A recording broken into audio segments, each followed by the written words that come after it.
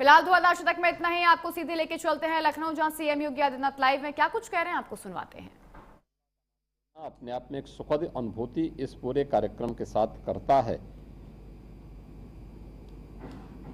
इसके लिए प्रदेश के अंदर बहुत सारी स्कीम हमारी पहले से चल भी रही हैं।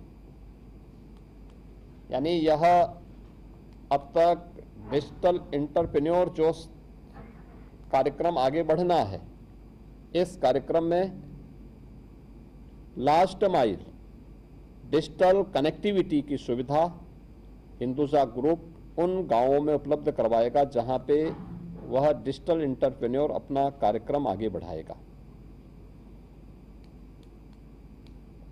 उस व्यक्ति को फाइनेंशियल इंक्लूजन के साथ जोड़ने का काम प्रदेश सरकार की वे स्कीम करेंगी जो पहले से चल रही हैं। जैसे उत्तर प्रदेश के अंदर हम लोग सीएम युवा के नाम पर अपनी स्कीम चला रहे हैं। इसमें किसी भी ऐसे व्यक्ति को जिसे इस फील्ड में आगे बढ़ना है और अपना स्वयं का वह व्यवसाय प्रारंभ करना चाहता है, उस व्यवसाय को प्रारंभ करने के लिए प्रदेश सरकार उसे 5 लाख रुपए तक का गारंटी मुक्त ब्याज मुक्त ऋण देती है और सिलेक्शन की प्रक्रिया के बाद उसकी ट्रेनिंग के साथ ही उसे 10% तक मार्जिन मनी भी उस कार्य को आगे करने प्रारंभ करने के लिए प्रदान करती है। और मुझे बताते हुए प्रसन्नता है कि लगभग 2 लाख यूथ आज के दिन पे सफलतम व्यवसायी के रूप में अपने कार्यक्रमों को आगे बढ़ाने में सफल हुए हैं। ये हमने गत वर्ष जनवरी 2025 में ये स्कीम आगे बढ़ाई थी और तब से लेकर के अब तक एक सफल मॉडल आगे बढ़ रहा है। हम इस पूरी स्कीम को जो भी सिलेक्शन होंगे, इसमें सबसे महत्वपूर्ण कड़ी होने जा रही है सिलेक्शन की। सिलेक्शन के बाद उनकी ट्रेनिंग की और उनके पास उस प्रकार के इक्विपमेंट आ सकें जिन इक्विपमेंट के माध्यम से फिर वह डिजिटल इक्विपमेंट के माध्यम से अपनी इन सेवाओं को दे सकें। और इसके लिए उनकी रुचि और उनके चयन की प्रक्रिया को जोड़ना और वहां की संभावनाओं को तलाशना। पहले चरण में हम 21 जनपदों को ले रहे हैं। हमारा प्रयास होगा कि बहुत शीघ्र हम 75 के 75 जनपदों में ये सुविधा उपलब्ध करवा सकें। यह बहुत महत्वपूर्ण होगा। और 75 जनपदों में भी केवल हमारे पास 350 तहसीलें हैं, 825 विकास खंड हैं, 8000 न्याय पंचायतें हैं। जिन 8000 न्याय पंचायतों के लिए हम इस एंटरप्रेन्योर की इस बेहतरीन डिजिटल एंटरप्रेन्योर की स्कीम को आगे बढ़ाना चाहते हैं। लेकिन इसके बाद यह स्कीम 57,700 ग्राम पंचायतों तक पहुंचनी है। हमारा ग्राम पंचायत ग्राम सचिवालय का मॉडल है, वो पूरे देश के अंदर एक मॉडल के रूप में नीति आयोग ने स्वीकार किया। गांव के अंदर पहली बार सरपंच की प्रक्रिया से लेकर के आज प्रधान के चुनाव की प्रणाली लागू होने के बाद पहली बार ग्राम प्रधान को और लेखपाल को अपना कार्यालय मिल पाया है ग्राम सचिवालय के माध्यम से। हमारा ग्राम सचिवालय एक कमरे का नहीं है, 4 से लेके 6 कमरे हैं वहाँ पे। उनकी अपनी डिजिटल लाइब्रेरी है वहाँ पे।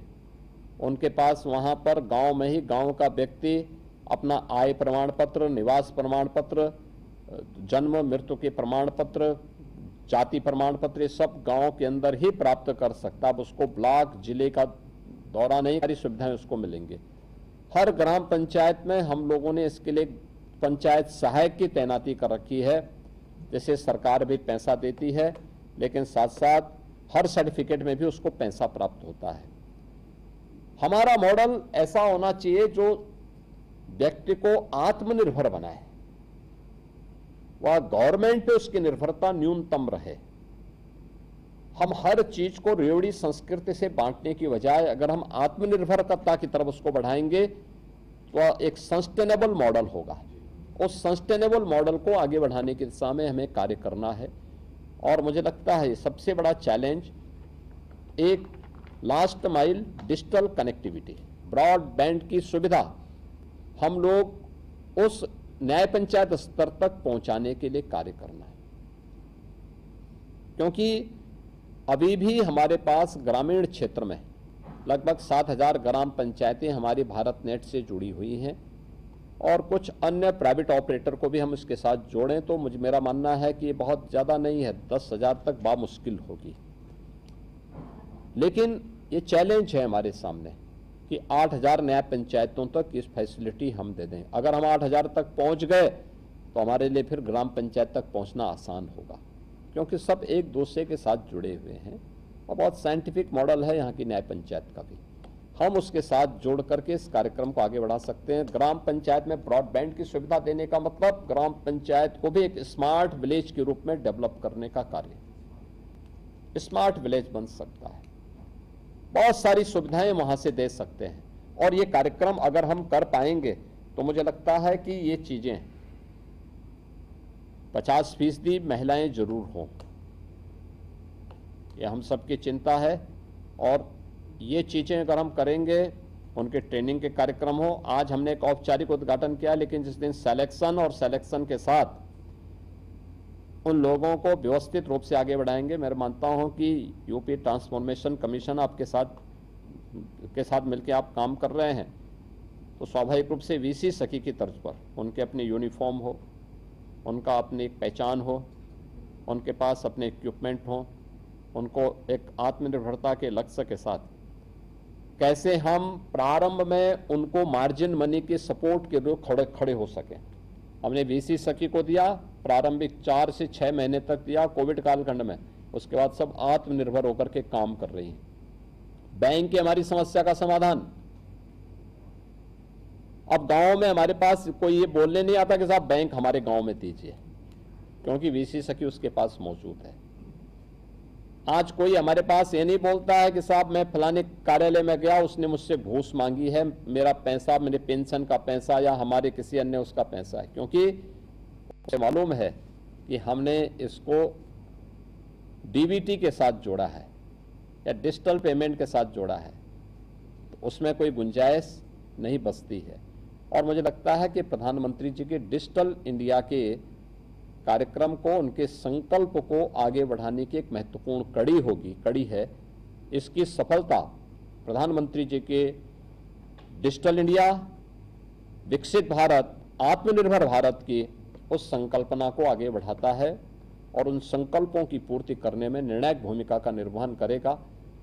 ये बहुत अच्छी स्कीम है। मेरा मानना है कि गांव का प्रोडक्ट, कहीं भी वह व्यक्ति इस स्कीम के लागू होने के बाद वह अपने प्रोडक्ट के लिए भी गांव में उस प्रकार का अपना एक यानी फैसिलिटी उपलब्ध करा सकता है और गांव के माध्यम से ऑनलाइन उसका सेल भी करने की सामर्थ्य रख सकता है। ये एक अच्छी शुरुआत है, इसको सफलतापूर्वक आगे बढ़ाने की प्रक्रिया के साथ हमें जुड़ना होगा। मैं इस पूरे कार्यक्रम के लिए हिंदुजा ग्रुप को और खासतौर पर श्री अशोक हिंदुजा जी को और उनकी पूरी टीम को मैं हृदय से धन्यवाद दूंगा और विश्वास करूंगा कि ये सारी एक्सरसाइज पूरी हो जाए तो जब विधिवत सिलेक्शन के बाद, ट्रेनिंग के बाद हम उन लोगों से मिलेंगे तो वह एक नया मॉडल होगा। हमने इससे जुड़ा हुआ एक मॉडल सीएम फेलोज का दिया है और सीएम फेलोज भी हम उसके साथ देख सकते हैं कैसे काम करते हैं। हमारी सिलेक्शन की प्रक्रिया, यहाँ पर यूपी के अंदर जो हमारे एडवाइजर थे उनकी अध्यक्षता में एक कमेटी बनी थी, श्री केवी राजू जी जो वर्तमान में नीति आयोग के मेंबर भी हैं, उस कमेटी ने सिलेक्शन किया था। इसमें ज़्यादातर आईआईटी और आईएम से जुड़े हुए स्नातक उसमें सेलेक्ट हुए थे। फिर उनकी हमने ट्रेनिंग कराई थी, 1 महीने की ट्रेनिंग कराने के बाद हमने उनके हाथों में टैबलेट दिया था, उन्हें लॉजिंग की फैसिलिटी उपलब्ध करवाई। एक निश्चित राशि देते हैं और हमारे वे जनपदों में, खास नियोजन विभाग से वे जुड़े हैं, जनपदों में रह करके या एस्पिरेशनल विकास खंड में रह करके वहाँ के पैरामीटर के बारे में जानकारी वे अपलोड करते हैं और उसको आगे बढ़ाने में कैसे मददगार हो सकते हैं उसको देने में बहुत अच्छी मदद करते हैं। ये कार्य मुझे लगता है एक मॉडल के रूप में हम उसको भी ले सकते हैं कि कैसे हम लोगों ने उस प्रक्रिया को आगे बढ़ाया है। तो इन सब को लेकर के कुछ अच्छा इसमें मॉडल हम दे सकते हैं और देश के लिए वह एक मॉडल के रूप में हम आगे बढ़ा सकते हैं। मैं आज के इस अवसर पर एक बार फिर से प्रोजेक्ट गंगा के लॉन्चिंग के अवसर पर हिंदुजा ग्रुप को, यूपी ट्रांसफॉर्मेशन कमीशन को, आईटी एंड इलेक्ट्रॉनिक्स को, एमएसएमई विभाग को, आप सभी को हृदय से बधाई देता हूं, अपनी शुभकामनाएं देता हूं। विश्वास करता हूं कि ये डिजिटल इंडिया के उन संकल्पों को आगे बढ़ाने में सफल होगा जो विकसित भारत और आत्मनिर्भर भारत के हमारे संकल्पों को पूर्ति करता है। आप सबके प्रति मेरी शुभकामनाएं हैं। धन्यवाद। जय हिंद।